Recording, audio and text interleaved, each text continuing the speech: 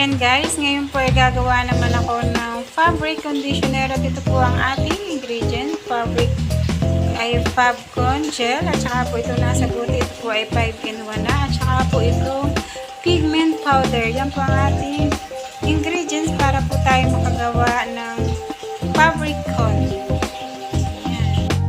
Kasi ito pong isa, ito naman po ay dishwashing liquid. Sa totoo lang po itong dishwashing liquid na ito, napakatagal ko na po nitong order.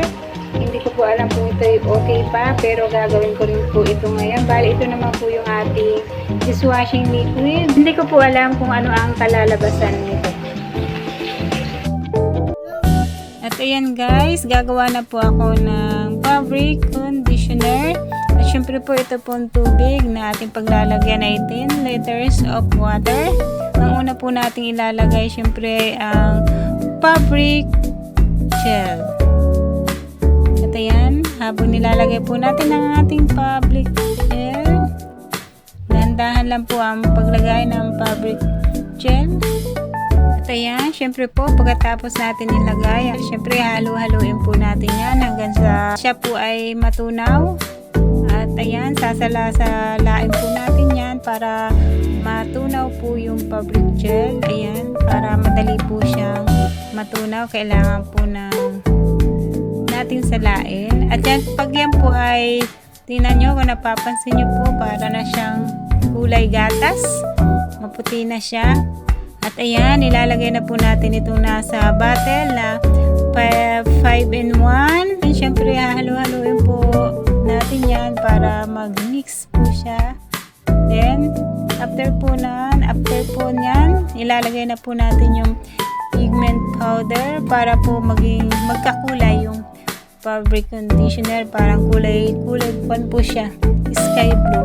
Napakaganda po ng kulay niyan pagka yung natunaw na po yung pigment powder. Ayan, syempre po, halo po ng halo pa rin hanggang sa magkulay sky blue na siya. Ang ganda po ng kulay niya pagka natapos at pagka po nasa bottle. At ayan, halo lang po tayo ng halo hanggang sa maging okay na po siya.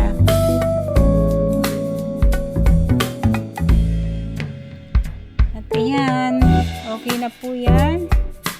Diyan po ay pagkatapos po nating haluin, ayan po ay ibababad po natin ng 1 linggo bago po natin yan ilagay sa bote. At sa loob po ng 1 linggo, yan po ay ating hahaluin araw-araw na 2 times a day po na halo yan sa araw-araw sa loob po ng 1 linggo. Para po lumabas yung kulay ng fabric con. Kaya po yan ay ibababad natin ng 1 linggo. At ayan po, ito naman po ang ating gagawin, dishwashing liquid. Siyempre po, ang una pong ilalagay dyan ay yung booster. Kaya na po, natunaw na po siya. Then, ayan po, so taktan ang ating ilalagay naman na susunod. Ito po ay matagal nag-stock dishwashing na ito. Then, ibababad po natin siya ng 20 minutes bago po natin siya ulit haluin para yung surfactant ay medyo lumalambot po siya. At ayan po, halo po, katulad po ng mga nauna ko na vlog, syempre halo po tayo ng halo hanggang sa matunaw na po yung surfactant.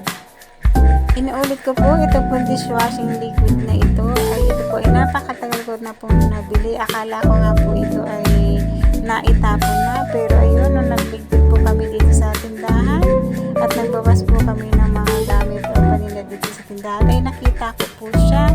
And then, nilagay ko na po yung kanyang flavor, calamansi flavor po yan. At syempre, halo pa rin po tayo ng halo. Then, ito po, nilalagay ko na po yung thickener. Ayan, yung pinakahuling flavor po niya. Ayan po ay itatry ko lang. Syempre, kung pwede ko po siyang ibibinta ko po siya. Pero kung sa tingin ko ay hindi, kasi syempre ayaw kong masira tayo sa ating customer. Sariling gamit na lang po yan. Kami na lang po ang gagamit. Pero sa nakikita ko naman po ay okay na naman po siya. Yun nga lang po, ang kulay niya ay maputi. Syempre yung ganyang kulay, magbabago pa po yan pagka yan po ay na babad na. At ayan, tapos na po ako. Ito po ang aking, itong isa, yung kulay medyo sky blue. Yan po ay yung fabric conditioner. At yan po ay bababad natin ng 1 linggo. At sa loob po ng 1 linggo, sa isang araw po ay 2 pieces po natin yan hahaluin. At syempre ito po, dishwashing liquid. Ayan po naman ay ibababad po natin ng 12 hours. At pwede po natin yan salin sa butter. Ayan.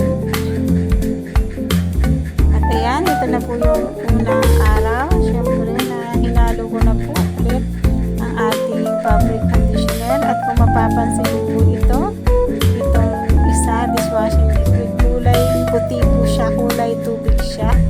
At sa tingin ko syempre wala siyang kulay.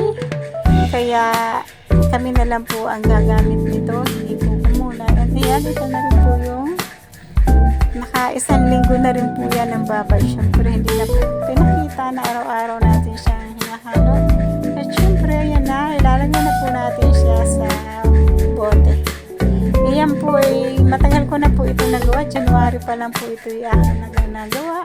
Yun, napaka-late ng upload niya. Kasi naunahan, natakpan na ng iba kong mga naunang na i-upload dito sa YT. At ayan na po ang ating fabric ko. Nilalagyan na po natin siya sa bote. At katulad po ng sabi ko, ang aking po dishwashing liquid ay kami na lang po ang gagamit kasi wala po talaga siyang kulay tubig po siya. At ayan, kung malapit lang kayo guys, meron kayo sa aking free dishwashing liquid. At siya po ay aking ipapamigay na lang dito sa aking mga kapitbahay. At ayan, tatapusin po syempre ang paglagay sa bottle ng ating fabric conditioner. At ang bango po ng ating fabric conditioner. Ayan, thank you sa inyo guys sa pag-support nyo palagi sa aking mga video, sa aking po team survivor. Thank you sa aking mga team survivor. Syempre po sa aking po mga channel member. Maraming salamat sa inyo, sa inyong support. Syempre pa ulit-ulit pa ako nagpapasalamat sa aking po mga subscribers, sa aking po mga silent viewers, sa aking po mga viewers all over the world na palagi pong nakasupport syempre sa aking video, sa aking po mga short. At syempre po tuwing ako po ay magla-live. Thank you so much sa inyo guys. Dahil mula noon hanggang ngayon ay nakasupport pa rin po kayo dito sa aking channel. Syempre nagpapasalamat din po ako sa aking mga new subscriber. Thank you so much po sa mga subscriber ko dyan na bago. Shout out po sa inyong lahat. At syempre po, gusto ko po ulit magpasalamat sa mga nag-support sa akin noong ako po ay bago pa lang dito sa YT at wala pa po akong kaalam-alam dito sa YT. Thank you so much po sa inyong lahat. Ayan. Salamat po sa inyo sa lahat po na nakarating dito sa dulo ng aking video. Thank you so much guys. And palagi po kayong mag-iingat. Talagaan po natin ang ating kalusugan. Katulad po ng lagi ko sinasabi, lagaan po ang ating kalusugan dahil ang ating pong kalusugan ang ating tunay na yaman. At syempre, kung tayo po ay malakas at malusog, ang pangarap po natin ay ating makakamtan. Ayan. Basta wag po tayong susuko sa hamon ng buhay. Ano man pong hamon ng buhay ang ating pagdaanan. Dahil sabi nga, ang problema ay dumadaan lang.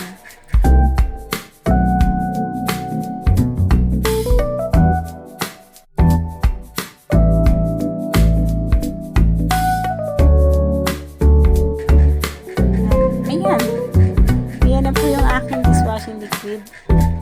Hindi ko na po ito isasaling sa bottle. Katulad po ng sabi ko kanina, yan po ay pansariling gamit na lang po namin. Hindi ko na po yan ibibinta kasi meron pa naman po akong dishwashing liquid. At ayan na po yung aking finished product. Wala po akong label na nailagay dyan. Hindi ko na po nilagay na ng label.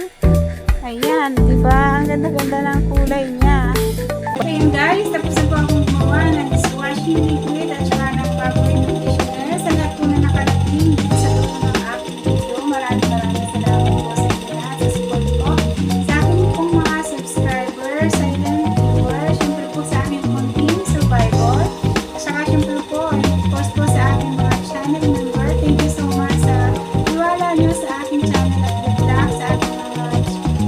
my channel. Follow. God bless and keep safe everyone. Bye-bye and thank